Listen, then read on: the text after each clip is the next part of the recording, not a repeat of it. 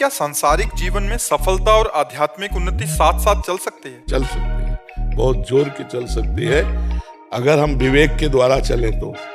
अधर्माचरण करने वाला आध्यात्मिक हो ही नहीं सकता, और अधर्माचरण करने वाला अगर उन्नति को प्राप्त हो रहा है तो पूर्व पुण्य से हो रहा है। पूर्व का जो पुण्य है वो उसे उन्नति को दिखा रहा है, वो बहुत बुरी तरह नष्ट होगा। पहले हमें कवच पहनना पड़ेगा कि अधर्माचरण हमारे अंदर ना आने पाए। अब क्या क्या अधर्माचरण है, जब हम रोज सत्संग सुनेंगे तो हमें पता चलने लगेगा। और वैसे तो आपको बताएं, सबके हृदय में भगवान बैठे हैं और वो बता देते हैं ये गलत है। क्यों?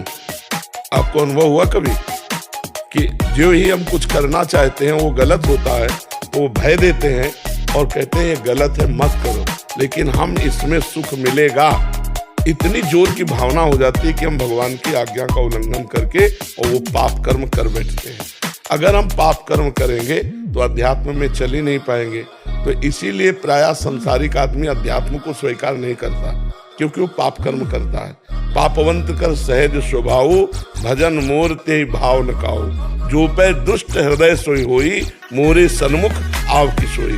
वो पापाचरण के कारण अध्यात्म को स्वीकार नहीं करता। यदि पापाचरण त्याग कर दे तो अध्यात्म और सांसारिक उन्नति साथ साथ चलती जाएगी। चक्रवर्ती सम्राट महाराज अम्बरीश जी थे और महान भागवत भी थे।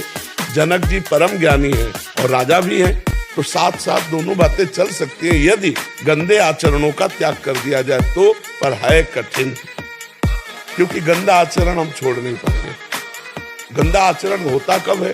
जब हम मन के अनुसार चलते हैं।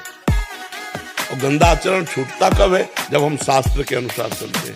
तस्मात् शास्त्रम प्रमाणन्ते कार्याकार्यो व्यवस्थितो।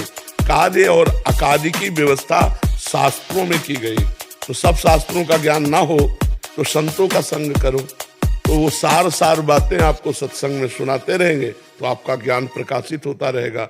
अगर हम शास्त्रीय ज्ञान के अनुसार अपने कर्म का अनुष्ठान करें, अब जैसे आप कोई पदाधिकारी हैं, आपको पता है घूस लेना कानूनी अपराध है और भागवतिक भी अपराध है, लेकिन कौन मानता है? आप विचार करो।